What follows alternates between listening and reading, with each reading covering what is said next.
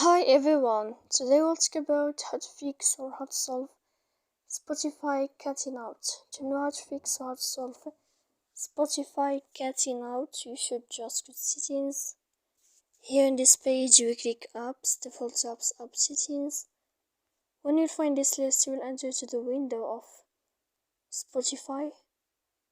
When you'll find this list of app info you will click on first stop and you click OK. Here we'll enter to the window of storage.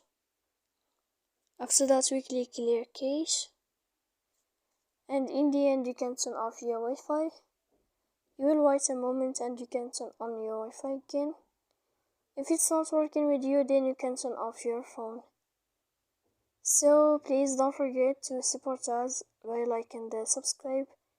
See you next time in another video, and thank you for your attention and you are watching.